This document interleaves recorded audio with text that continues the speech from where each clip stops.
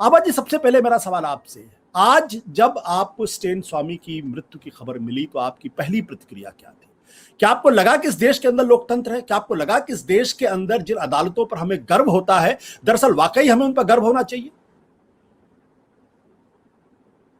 आभा जी, आपको अनम्यूट करना पड़ेगा अपने आप को।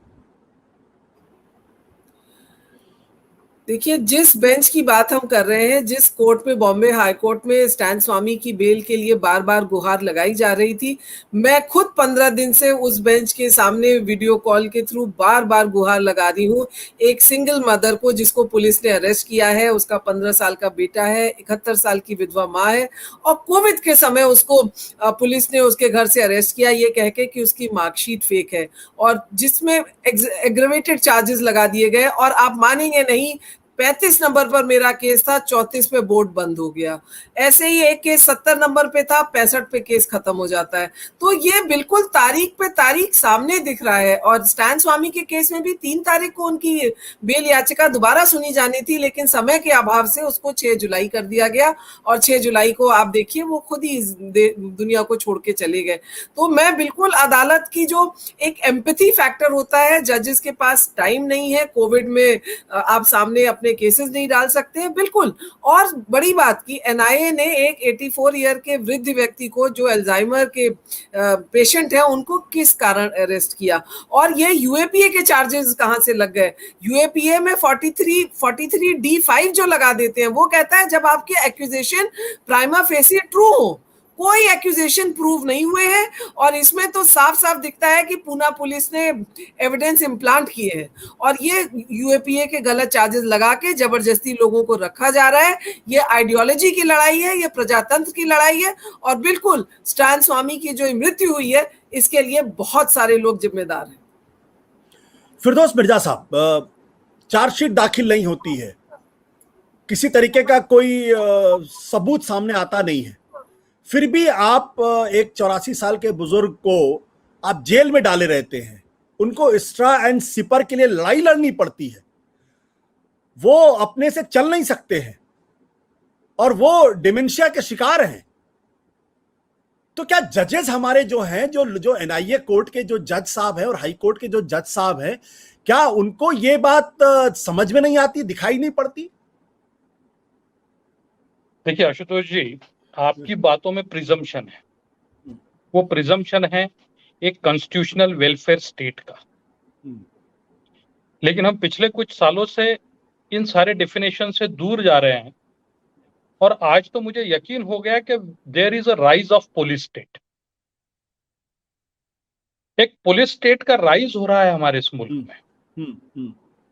हमें बुजुर्गों से डर लग रहा है, हमें हमारे बच्चों से डर लग रहा है, हमें हमारे विद्यार्थियों से डर लग रहा है, और कॉन्स्टिट्यूशनल असेंबली डिबेट में जिन चीजों की चर्चा हुई थी, भार्गव जी ने जो कहा था, कामत जी ने जो कहा था, या एसपी देशमुख जी ने जो कहा था कि अगर देश में कहीं ऐसी सरकारें आने लगी जो हमने उनके दिए हुए अधिकारों का गलत इस्तेमाल करने लगे, और कोर्ट्स और एग्जीक्यूटिव जिसमें पुलिस भी आती है, इनके बीच की लाइन अगर ब्लर हो जाए तो क्या होगा?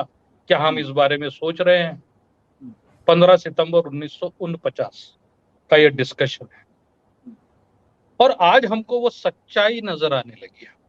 हम उन कानूनों को वैलिडेट करने लगे हैं जो आर्टिकल 19, 20, 21, 22 के खिलाफ जा रहे हैं।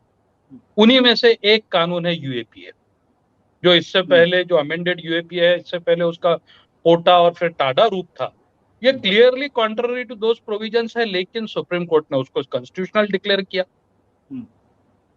और फिर जो आतंकवाद के डेफिनेशंस है, उस डेफिनेशन में नहीं बैठने वाली केसेस में आतंकवाद की केसेस लगती है यूएपीए की। और अगर हरियाणा में कोई सदग्रस्त ये कहे कि पूरी तरह से एक पर्टिकुलर रिलीजन के लोगों को हटा दिया जाए या उनका कोई रिलीजियस स्ट्रक्चर बनने ना दिया जाए, उनके खिलाफ कुछ नहीं होता। दिल्ली दंगों में ये बताया नहीं जाता कि भाई मुसलमानों ने खुद के ही घर, खुद की ही मस्जिदें, खुद की ही दुकानें क्यों जलाई, लेकिन वो सारे के सारे दंगों के आरोपी है। और फिर जब हम कोर्ट में आते हैं तो एक रूल हमको थंब रूल दिखाई देता है, show me the person, I show you the rule. हम अलग अलग लोगों के लिए अलग अलग यार्ड स्टिक यूज करते हैं, और हम इतने हाइपर टेक्निकल हो गए हैं कि हर चीज के लिए हमारे पास किताब में कोई ना कोई पुराना जजमेंट है जिस पर हम रिलाई करते हैं। अब आज का जो है ये तो शॉक रहा है दिन भर से, और ये शॉक ऐसा है कि वैसे ही बड़ा फ्रेजिल हो चुका है लोगों का विश्वास जस्टिस डिस्पेंसिंग सिस्टम से। डर है कि कहीं वो विश्वास पूरी तरह टूट ना जाए। हम उसी सिस्टम के पार्ट हैं। वो सिस्टम इसलिए है कि लोगों ने रास्ते पर उतर के एक दूसरे के साथ मारपीट न करते हुए कोर्टों में अपने मामले सुलझाने चाहिए। ये वो कोर्ट्स है जो कॉन्स्टिट्यूशन के कस्टडियन है, हमारे फंडामेंटल राइट्स के कस्टडियन है। लेकिन जैसे आभा जी कह रही थी कि मैटर्स निकल नहीं रहे, लग नहीं पा रहे, ये बहुत खतरनाक मामला है। फिरदौस जी, संविधान के सारे अधिकारों को बाहर जा चुका है। जी, मैं राय साहब के पास जाऊं, उसके पहले मैं एक बार फिर आभा जी के पास जाऊंगा। आभा जी, हमारे देश में, हमारे कानून में ये कहा गया है कि भाई जेल जो है वो एक्सेप्शन होना चाहिए, बेल नियम होना चाहिए। क्या ये फिट केस नहीं था फादर स्टेन स्वामी को बेल दिलाने का या बेल मिलने का? आखिर एनआईए कोर्ट को इतनी दिक्कत क्यों थी? हाई कोर्ट तुरंत फैसला क्यों नहीं कर सकता था? वो खुद कह रहे हैं कि अगर मैं इसी तरीके से, अगर मुझे इंटरिम बेल नहीं मिली तो मेरी मृत्यु हो जाएगी। उनकी मृत्यु हो गई। क्या जजेस को ये चीज दिखाई नहीं पड़ती है? और क्यों इस मामले को इतना लंबा किया गया? आपको फिर अनम्यूट करना पड़ेगा अपने आप को।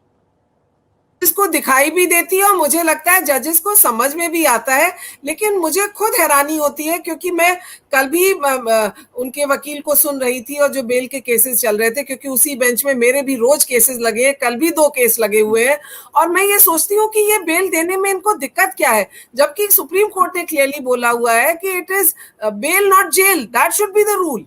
और एनआईए ने फैब्रिकेटेड चार्जेस पुणे पुलिस ने, मैं फिर कहूंगी कि पुणे पुलिस ने फैब्रिकेटेड चार्जेस लगाए, लेकिन जिस तरह एनआईए ने गिद्ध की तरह इस केस को महाराष्ट्र सरकार से निकाला, अगर आप याद करिए तो शरद पवार की जब सरकार, ये लोग आए थे सरकार में, तो तभी कहा गया था कि ये केस सही नहीं है भीमा कोरेगांव का, इसमें बेल होनी चाहिए। लेकिन इससे पहले कि ये सरकार कुछ करती, एनआईए ने ये केस अपने हाथ में ले लिया। तो ये पॉलिटिकल आइडियोलॉजी का झगड़ा है। महाराष्ट्र में शिवसेना बीजेपी के अस्तित्व का झगड़ा है, क्योंकि दलित वर्सेस मराठा के अस्तित्व का झगड़ा है, और ये पॉलिटिकल आइडियोलॉजी में जो एक्टिविस्ट हैं, इंटेलेक्चुअल्स पिस रहे हैं। और मैं फिर कहूंगी, मैं इसमें जुडिशरी को जवाबदार मानती हूं, क्योंकि अगर पुलिस स्टेट की राइज हो रही है, अगर पुलिस अपनी पावर्स मिसयूज कर रही है, तो सिर्फ एक इंस्टीट्यूशन जो पुलिस को रोक सकता है वो जुडिशरी है। और जजेस को किस तरह से सबने देखा, रंजन गोगोई आज बीजेपी के एमपी बन के राज्यसभा में बैठे हुए हैं, तो जुडिशरी का जो हाल किया जा रहा है, मुझे लगता है कि जब तक दोबारा इस जुडिशरी अपने अस्तित्व को दोबारा एस्टैब्लिश नहीं करेगी, पुलिस स्टेट की तरफ हम बढ़ते चलेंगे। सत्य हिंदी का ऐप डाउनलोड करें गूगल प्ले स्टोर पर।